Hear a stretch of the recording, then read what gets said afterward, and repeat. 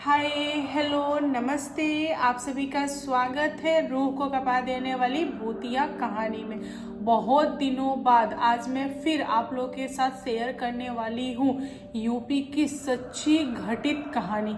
आज की जो भूतिया कहानी है यह आज से करीबन 15 साल पहले की सचमुच की घटित कहानी है। लेकिन इस कहानी में जो आत्मा आप देखोगे, जिसके बारे में आप सुनोगे, जानोगे, वह आत्मा बहुत पुराना है। मतलब मुझे ऐसा लगता है कि वह आत्मा सबसे पहले आया होगा धरती पे, उसके बाद कोई और आत्मा आया होगा। जिस आत्मा के ऊपर आज की जो कहानी है, यह आत्मा मूवी वगैरह में भी दिखाया जाता है। इसके ऊपर बहुत सारे सीरियल सीरीज वगैरह भी बन चुके हैं। गांव वाले भी जानते हैं कि वे बहुत ही ज़्यादा खूंखार होते हैं, उनको ब्लड पसंद है, ब्लड के लिए वे लोग कुछ भी कर सकते हैं। कुछ इसी टाइप की खतरनाक भूतिया कहानी लेके आई हूँ।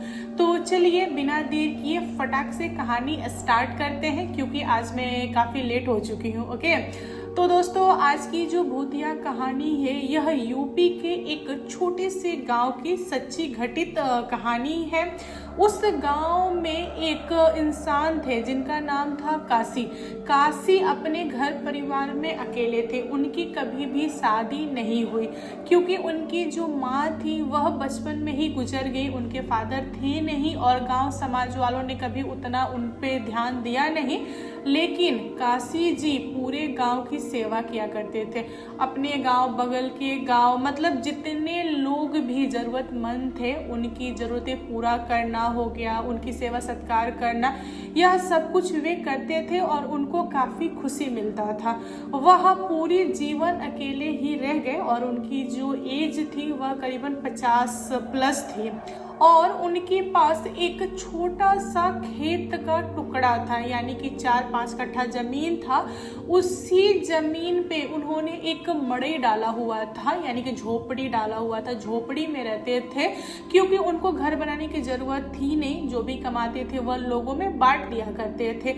उनके झोपड़ी के बगल में एक बहुत पुराना पेड़ था, यानी कि उनके दादा परदादा के टाइम से ही वो पेड़ था। उस पेड़ के सारे पत्ते झड़ गए थे, मतलब सूखा पेड़ था। उस सूखे पेड़ को वे कभी भी काटते नहीं थे। गांव के लोग काशी को बोलते थे कि तुम्हारे पास जो पेड़ है उस पे कितने सारे लकड़ी सूखी हुई है, उनको तोड़ो और ठंडी के टाइम पे जलाया करो, वरना ठंड लगेगी तो तुम दुनिया छोड़ दोगे। मतलब पूरे गांव वालों को पता था कि वह पेड़ काशी का फेवरेट है। चाहे सूख गया है तो क्या, लेकिन वे उसको छुएंगे नहीं। दोस्तों इसी तरह काशी का जो दिन रात था वह कट रहा था। ठंडी के टाइम में उनको ना बहुत भयानक ठंडी लग गई और उसी ठंडी में वे निकल लिए, क्योंकि उनकी देखभाल के लिए कोई था नहीं। इसीलिए उन्होंने रात में, पता नहीं कब उनका प्राण निकला, लेकिन निकल गया। सुबह जब हुआ, लोगों ने ध्यान दिया कि झोपड़ी का जो गेट है वो बंद है और काशी बाहर नहीं निकले। तो लोगों ने बहुत टाइम तक देखा, लेकिन जब वे बाहर नहीं आए तब जाके लोगों ने उनकी झोपड़ी का जो गेट होता है ना वो खोला। उसके बाद लोगों ने पाया कि वे तो दुनिया छोड़ दिए हैं। उनका कोई अपना नहीं था, इसीलिए पूरे गांव वाले एकजुट होके उनका अंतिम संस्कार वगैरह कर दिए। यहाँ तक सब कुछ सही था। काशी का नाम धीरे धीरे लोग भूल गए और काशी के पास जो जमीन था उस जमीन पे काशी के पड़ोसी जिनका नाम कैलाश था उनकी निगाह थी। कैलाश जी चाहते थे कि उस जमीन को हथियाना, यानी कि अपने हाथ में लेना। फिर उन्होंने क्या किया कि अपने जितने भी गाय, बैल, बकरियां वगैरह थी उनके जमीन में बांधने लगे। धीरे धीरे उनके जमीन का यूज करने लगे।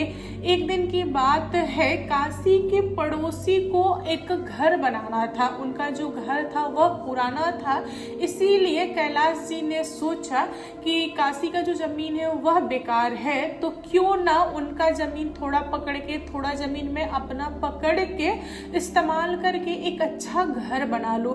उन्होंने जैसा सोचा वैसा उन्होंने काम लगा दिया।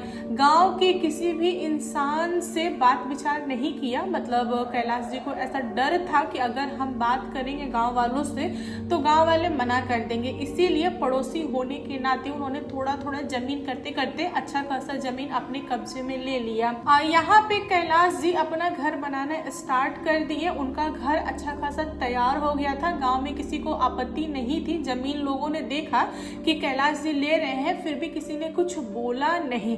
कैलाश जी का जब घर थोड़ा मोड़ा बाकी था तब उनके घर में जो नक्शा होता है ना, वहां पे वह पुराना पेड़ आ रहा था।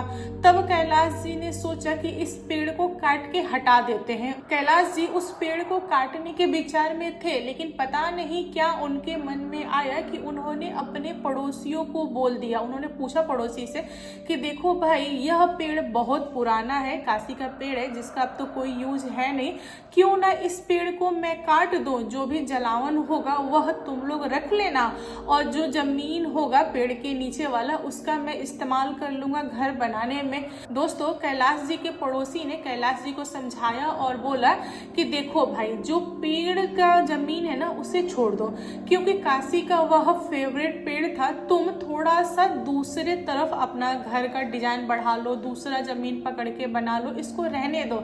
लेकिन कैलाश जी माने नहीं।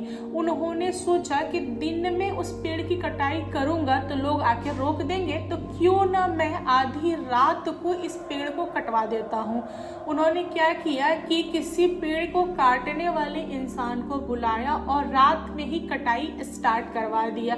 जो इंसान पेड़ को काट रहा था वह अच्छा खासा पेड़ काट चुका था, यानी आधा से अधिक काट दिया था। तभी उस इंसान के हाथ में जो जिस हथियार से वो पेड़ काट रहा था ना, वह लग गया। उस इंसान का ना फिंगर कट गया, वह दर्द में आ गया। उसके बाद उसने बोला कि मैं आपका पेड़ नहीं काट पाऊंगा, इसको दूसरे दिन काटेंगे, अभी मुझे जाना है मरहम पट्टी वगैरह कराने के लिए। यह बोल के वह पेड़ काटने वाला इंसान अपने घर लौट गया।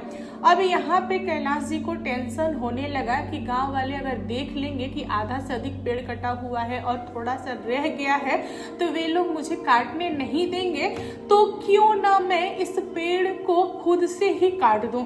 पेड़ काटने वाला सामान वहीं पे था, उन्होंने उठाया और पेड़ को काटना स्टार्ट कर दिया। पेड़ पूरा कट गया और वहीं पे गिर गया।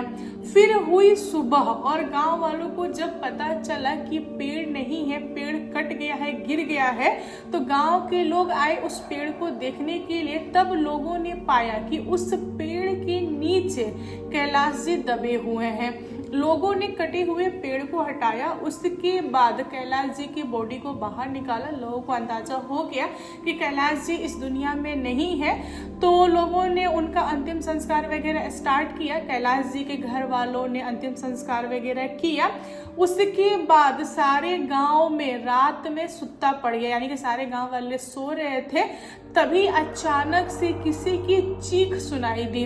लोगों को समझा नहीं कि कौन चीखा है, कौन चिल्लाया है। सारे लोग अपने अपने घर के बाहर आए और एक दूसरे से पूछने लगे कि इतनी रात को कौन इतनी भयानक चिल्लाया है।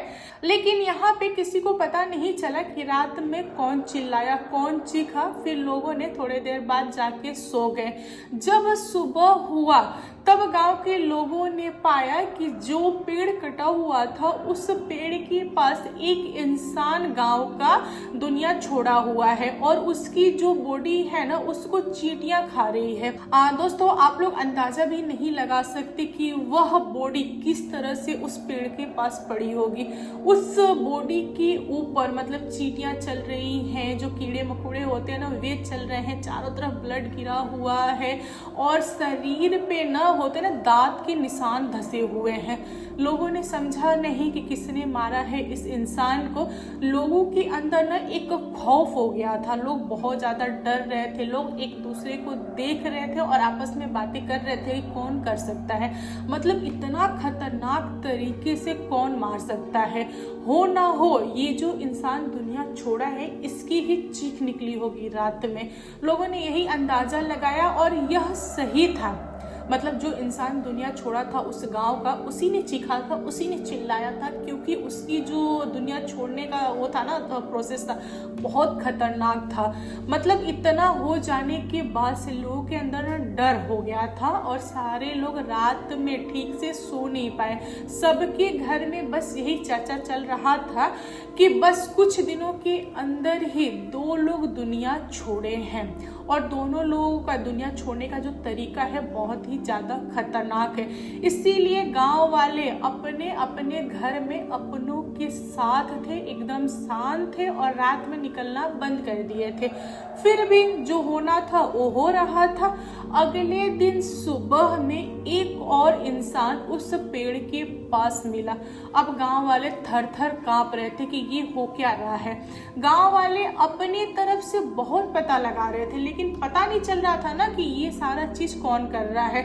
गांव के कुछ बुजुर्ग लोग बोल रहे थे कि जो कैलाश था उसने गलती किया था, उसने पेड़ को काटा, और पेड़ जब कटा तो काशी की आत्मा को बुरा लगा होगा, वही आत्मा बदला ले रही है, मुझे तो यही लग रहा है। तो कुछ लोग बोल रहे थे कि नहीं, काशी जो थे वे काफी अच्छे इंसान थे, वह लोगों की मदद करते थे, हमें नहीं लगता कि उनकी आत्मा आई होगी, हमें लगता है कि कोई जानवर है जो हमें मार रहा है, एक एक करके हर रोज रात में एक इंसान को मार रहा है, तो हमें और भी सतर्क होकर रहने की जरूरत है।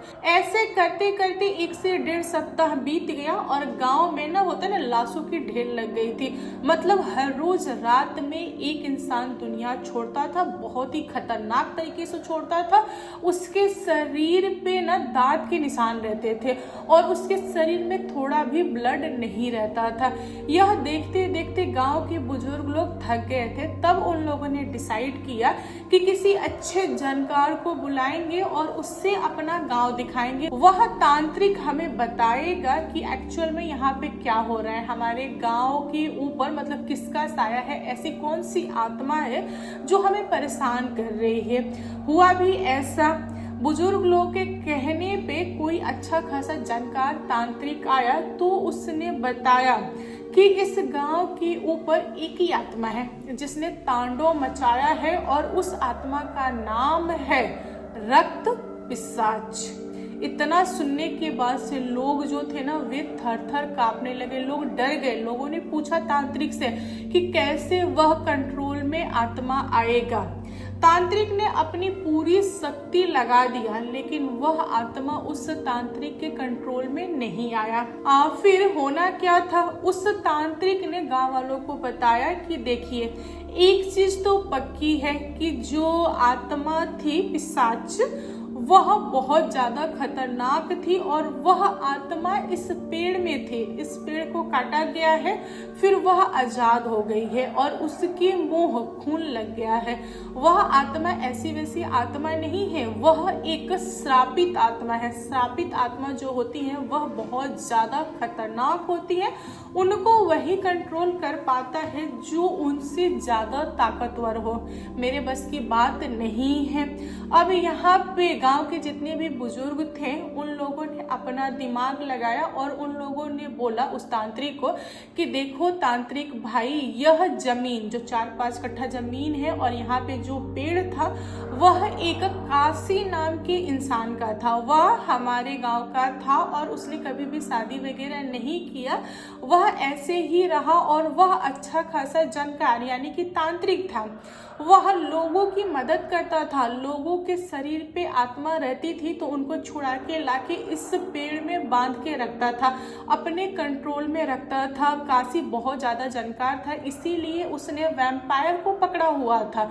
एक ऐसी आत्मा जो बहुत पुरानी हो, मतलब सबसे पहली आत्मा जिसको बोले, वह आत्मा को काशी ने कंट्रोल किया हुआ था। इसका मतलब कि काशी के लेवल का कोई आए तब जाके बात बनेगी।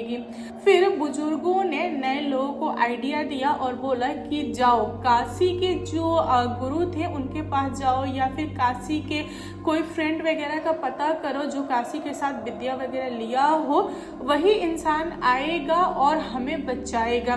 हुआ भी ऐसा जैसा बुजुर्ग लोगों ने बोला, नए लोगों ने वैसा किया और कुछ दिन की तलाश के बाद काशी जैसा एक आदमी मिला जो काशी के साथ रह के विद्या ग्रहण किया था, तो वह काशी के लेवल का था। उस इंसान ने उस आत्मा को पकड़ा, उसके बाद उस आत्मा को अपने साथ ले गया, तब जाके वह गांव एकदम शांत हुआ। नहीं तो गांव के कितने लोग दुनिया छोड़ते इसका कोई भी अंदाजा नहीं था। जिस इंसान ने उस भयानक आत्मा को पकड़ा था उसने बताया कि वह आत्मा बहुत पुरानी थी और उस आत्मा को श्राप देके उस पेड़ के साथ बांधा गया था और आत्मा को आजाद करने का एक ही कंडीशन था कि उस पेड़ की कटाई प्लस कोई इंसान अपना ब्लड उसको दे दे। होता है ना, किसी आत्मा को जगाने के लिए जब हम ब्लड देते हैं तो आत्मा जाग जाती है, प्रकट हो जाती है, उस टाइप की चीज थी। तो जब पेड़ कट रहा था उस समय वह आजाद हो गया था और जो पेड़ काट रहा था उस इंसान की फिंगर कटी थी तो ब्लड निकला था। वह ब्लड वह आत्मा पिया था, इसके बाद वह खूंखार हो गया था, उसके मुंह ब्लड लग गया। उसके बाद उसने तो अपना तांडव स्टार्ट कर दिया। लेकिन कहते हैं ना कि जिसको बचना होता है वह बच ही जाता है। तो दोस्तों आप लोग बताओ आज की भूतिया कहानी कैसी लगी। कहानी पसंद आई हो तो प्लीज लाइक एंड शेयर कीजिएगा और मेरे चैनल पे न्यू आए हो तो चैनल को सब्सक्राइब करना। Thank you, bye bye.